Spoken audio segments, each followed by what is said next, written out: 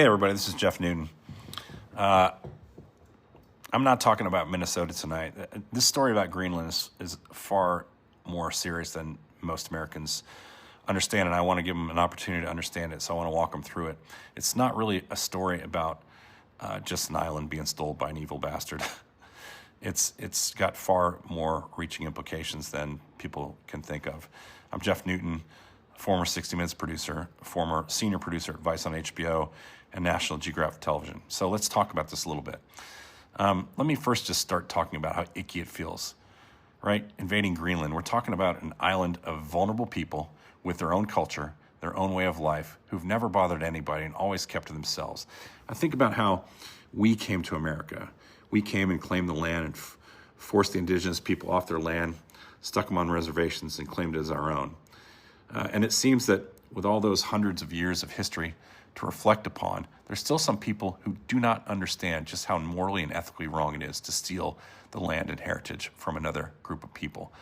I don't think shame is a word that Donald Trump understands either. Even after that stint at Wharton Business School, he doesn't seem to have learned very much about anything.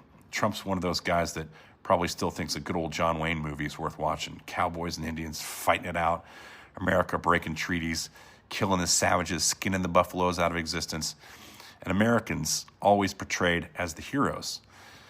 Well, Greenland is the new wild, wild west, and instead of stealing the buffaloes, he's aiming to grab the minerals, these rare earth minerals that are used in the tech industry in the name of national security. So let's talk about the wisdom of this plan, America's great next conquest. Trump's made it clear that anything short of owning Greenland, like it's some wild Louisiana purchase, just won't work for him. And if he has to, he'll take control of the country, quote, the hard way. Our fearless, 5-time draft-dodging commander-in-chief apparently thinks everything is a deal to be made. Greenland is an island, and we all know how much he likes islands, don't we?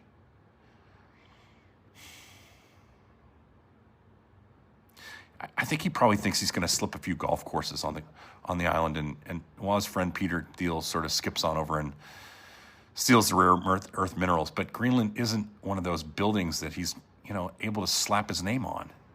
Decisions he's making now will have existential repercussions to our nation's future, well beyond this lightly populated and proud island.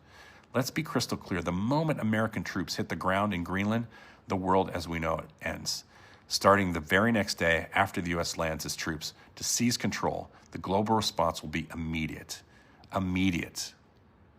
The consequences will be permanent and the last for future generations, well beyond our lifetime, because it will signal to the world that they can no longer trust us. And no change in government 3 years from now, not even 10, will convince Western powers that they can invest in our friendship beyond the timeline of a single presidential term. What happens first? The North Atlantic Treaty Organization is done, over, completely gone. 75 years of military and political cooperation chucked in the garbage in a single day. As we currently stand, NATO has sent a handful of NATO countries to Greenland. Sweden, Norway, France, Germany, all have sent some troops. Additionally, the Netherlands and Canada will be deploying forces to the Danish territory in the high north. Officially, this is all to take part in a planned NATO military exercise, Operation Arctic Endurance. NATO's exercise will not send enough of a hint to our fearless leader to get him to stand down. Trump's probably, he's not good at listening. He's not good at hearing anything. All the while, he's telling us we should, be weary of having China and Russia taking Greenland over. Denmark has been safeguarding Greenland for 325 years at least, 75 more years than we've been a fucking country. As for his claim that we can't allow Russia to be this close to us, I'll remind you that Greenland's 2,000 miles away, and Alaska and Russia are separated by only a mere 6 miles. You remember that? Sarah Palin talked about it. She said she could see it from her backyard. I mean, just to be honest, it's kind of a low blow. She didn't really say that. She didn't say she could see from backyard. What she actually said was, they're our next door neighbors, and you can actually see Russia from land here in Alaska, from an island in Alaska. That's what she said. But I think you get the point. You can't say we don't want Russia being so close to us when they're 2,000 miles away if they were to take Greenland, when actually we're only 6 miles from it in Alaska, right? I can't believe I just quoted fucking Sarah Palin to prove a political point. God help me. Anyway, that's the background. A little more inside baseball now. Why it matters beyond the island in question. NATO is held together by something called the Article 5 of the NATO Charter. It's a commitment from all 32 NATO countries that if there's an attack on one, there's an attack on all. This is something that we thought up generations ago because we were worried about Russia coming in and picking off each country one by one. And we figured there was strength in numbers. So NATO formed, and these countries acted as one so that Russia would be deterred from attacking any European countries. If the United States attacks Denmark, well, it's not really Denmark, it's a territory of Denmark. If they attack Greenland, we're breaking that sacred treaty, essentially attacking ourselves as a member of NATO. And Greenland is protected under that charter as a territory of Denmark. To put it bluntly, we would be triggering Article 5 of the NATO Charter against ourselves. NATO dissolves overnight. Europe would either kick us out or reform a military alliance in some other form itself, probably with Canada thrown in for good measure. Okay, we wouldn't be just losing an ally. Let's get this straight. We would be creating a new enemy. In fact, we would be creating 32 new enemies. No longer will the U.S. have a simple, straightforward defensive strategy like worrying about China or Russia or Iran or North Korea. Instead, almost the entire industrialized world would now hate us. The military repercussions will be swift and humiliating. Europe will begin seizing or forcing the closure of every U.S. military base in Europe. Some European leaders have said as much this past week. Ramstein Air Force Base, where all of our heavy lifting air capacity runs for the U.S. military, shut down. Aviano Air Base in Italy, where we ran sorties in the fight against Serbia in the Kosovo War, shuttered. As many as 40 U.S. bases would be shuttered. Agreements from our most loyal allies torn to fucking shreds, leaving a good portion of the Western world without American troops on the ground for the first time since World War II and the end of the Cold War. Now, U.S. troop numbers, around 80 to 84,000 personnel, sent home forever. Our ability to project power globally, smashed to bits by one man's careless decision. Americans will be humiliated in the eyes of the world on top of that, evicted like a shitty tenant who didn't know the rules of their generous lease. Where does that leave us? In the end, we'll be asking ourselves, how do we project power into Africa? You know, AFRICOM, the African Command, is based out of Europe. The Middle East, we have some bases there, but do we really want to leave our power projection in the hands of Saudi Arabia, Qatar, the UAE, Oman? Are they going to become our new go-to? Allowing Islamic kingdoms to twist and turn and on their whims to get us to maintain our presence there seems odd. I've been thinking a lot about Vladimir Putin today as well. You know, he's sitting there on the sidelines laughing his drunken little head off as we destroy NATO for him. Ukraine, good luck keeping him out of that country after the fall of NATO. Then comes the economic fallout for us. The European Union is the largest single market in the world, period. So how will we feel when our former European partners begin to call our U.S. debt and selling off our U.S. dollars? You see, war doesn't have to be kinetic. Sometimes killing an economy will do more damage than dropping bombs. Are we ready for the value of the U.S. dollar collapsing and the euro and the pound becoming the new world currency? American exceptionalism will start looking pretty less exceptional when inflation skyrockets and America's life savings evaporate before their very eyes. Then there's the question of what will happen to American businesses here and abroad. Like U.S. bases, corporate America will be expelled from European markets.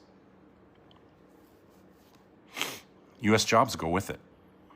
Trillions of dollars in market capitalization will evaporate before our eyes, creating a market not seen since the Great Depression. The once powerful U.S. market will be decapitated within days. Our global reach sequestered to our lonely shores forever. If it does ever recover, it won't be in my lifetime. Donald Trump, 79, swollen ankles, he won't care because he won't be here to help us pick up the pieces. At that point, I hope you all have private jets. because it won't be long before European carriers might not be so excited to fly to and from the shores of their new enemy. And supply chain issues during the New World Order will make COVID look like normal. If we want to rely less on China going forward, forget about it. In short, the transatlantic superhighways between us and Europe that we have come to rely on, both in the skies and across the seas, will cease to exist. You think United Airlines and American Airlines will do well when their transatlantic routes are summarily closed by European aviation authorities? How about American travelers trying to take summer vacays to places like London, Paris, Milan? You can kiss the visa-free travel goodbye, if they let us in at all. And if you're working or living abroad, forget about that little perk of being, a friend to Europe. Those claiming alliance, the red, white, and blue, will become persona non grata, unwelcome strangers. Americans could see themselves actually even being deported, or worse, jailed. Like what's happening in Minneapolis, on the streets there. Deportations are not just for brown people anymore, right? How will plane manufacturers like Boeing be impacted when nobody wants to buy U.S. aircraft anymore? Airbus will be happy.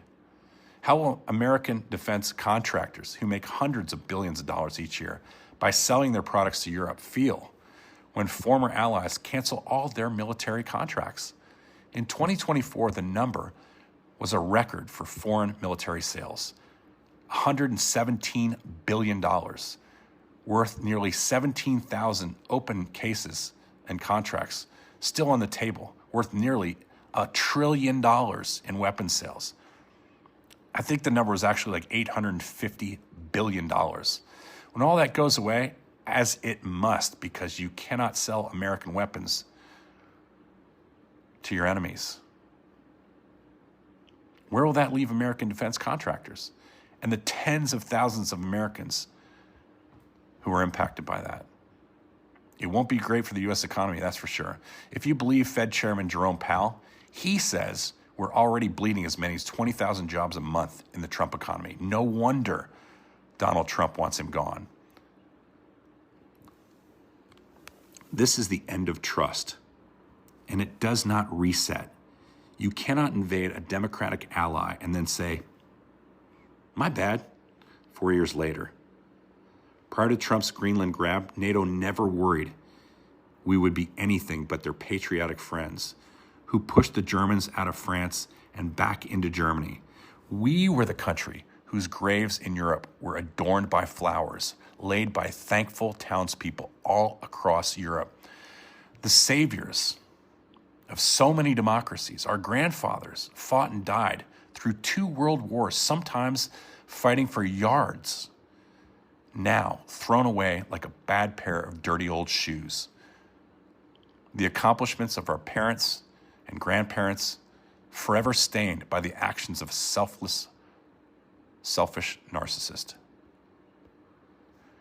The psychological break will be permanent. Europe will realize that the United States is no longer a partner, but a predator. They will erect their own national defense systems, their own financial systems, and their own alliances. For the first time in our lifetime,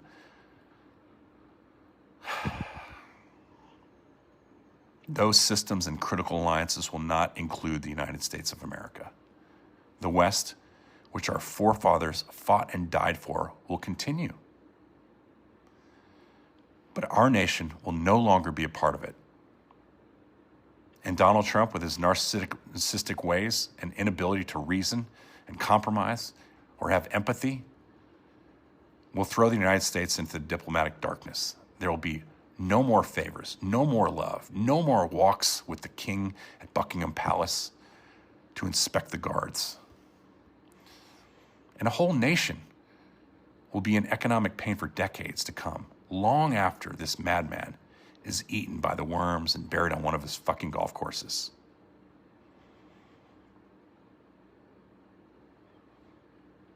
Like, follow, and share, please. Greenland's important. It's not just an island. Thanks, Misfits. Spread the word.